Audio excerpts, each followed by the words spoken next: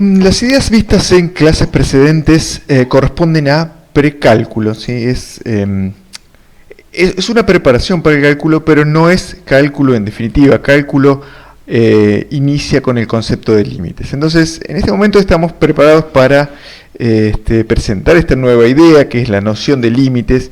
Y de hecho, esta noción de límites es la que distingue al cálculo de otras ramas de la matemática, ¿sí? La idea de acercarse tanto como quiera a cierto valor de una función.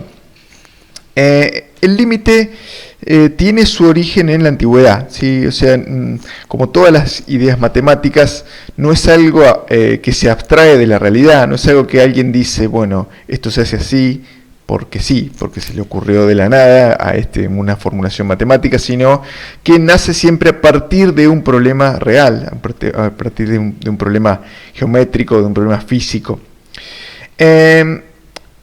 Básicamente el límite pudo haber nacido de diversos problemas, pero dos problemas son los fundamentales que se reconocen como origen de esta idea, ¿no? Uno es el problema del área y el otro es el problema de la recta tangente.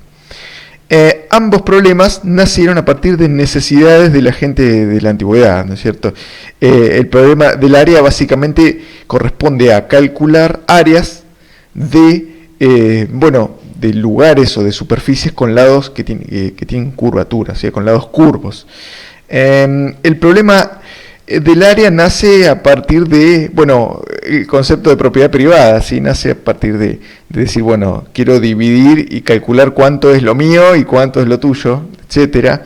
Si bien el concepto nació en Grecia, o se asume que nació en Grecia, pudo haber nacido de manera paralela en China, en Egipto, etcétera. De hecho, en Egipto, cuando venía la crecida del Nilo, borraba todos los límites que había de propiedades, entonces cuando el Nilo bajaba nuevamente, la gente debía demarcar de nuevo sus propiedades y para eso debía utilizar un cálculo de área, ¿sí? No siempre las propiedades tenían lados rectos, ¿sí?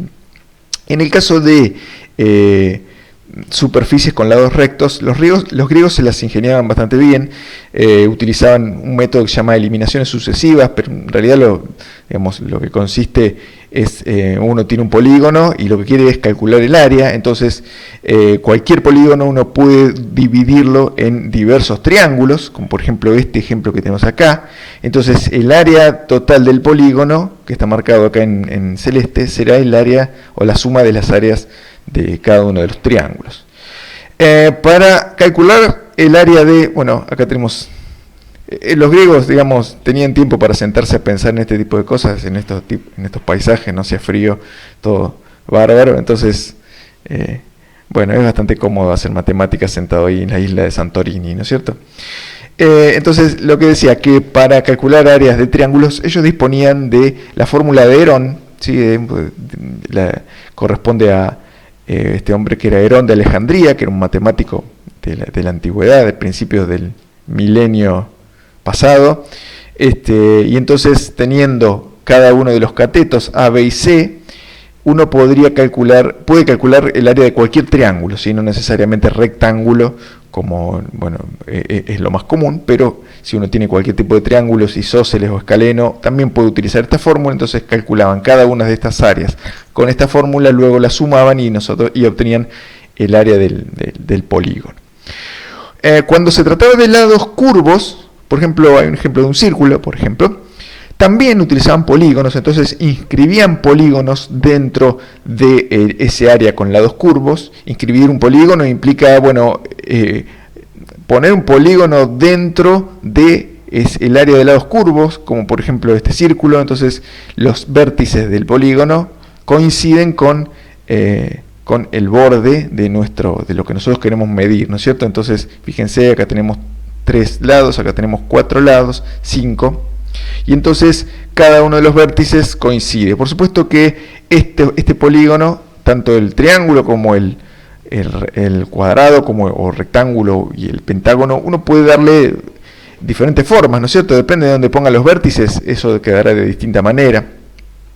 Entonces, como ellos sabían calcular áreas de polígonos, lo que hacían es inscribían polígonos, y ellos observaron que si uno aumentaba la cantidad de lados que tenía ese polígono que ponían dentro del área que querían calcular, entonces el área de ese polígono cada vez se acercaba más al área del área que ellos querían calcular, en este caso el círculo. Fíjense, en este ejemplo, si tenemos 12 lados, claramente el área de este polígono de 12 lados, uno la calcula dividiéndolo por triángulos, igual que como veíamos recién con un polígono cualquiera. Entonces el área de este polígono de 12 lados se parece mucho más al círculo que el área de este triángulo, que es un polígono de 3 lados. Entonces, a medida que uno aumenta la cantidad de lados del polígono inscripto, ese área de ese polígono se parece cada vez más y más y más al área del círculo. De hecho, cuando uno considera la posibilidad extrema de tener infinitos lados, es decir, un polígono de infinitos lados, bueno, el área sería exactamente igual. En términos prácticos, mucho antes, con 1000 lados, uno tiene casi exactamente el área del círculo, desde el punto de vista práctico, que siempre uno no debe perder de vista porque es lo que le interesa al ingeniero. Entonces, como en cálculo no hablamos de practicidad, sino que decimos, bueno, vamos a hablar de exactitud en la medida de lo posible, ¿no es cierto? Entonces, lo que vamos a decir es que, ya que aumentando en lados, digamos, el polígono, uno se acerca cada vez más y más al área del círculo, hasta el extremo en que cuando tengamos infinitos lados, decimos que el área del polígono va a coincidir con el área del círculo. Lo que se dice es que el área del círculo es el límite de las áreas de los polígonos cuando n tiende a infinito. Eso se expresa de esta manera: A es el área del círculo, A sub n es el área de los polígonos, y depende de n, o sea, depende de la cantidad de lados que tenga el polígono. Entonces, cuando n tiende a infinito, cuando se hacen infinitos lados, bueno, lo que vamos a decir es que en ese límite extremo, el área del polígono de infinitos lados será exactamente igual al área del círculo, y eso se expresa matemáticamente de esta manera. Uno dice, el límite cuando n tiende a infinito de A sub n es igual a A. Bien.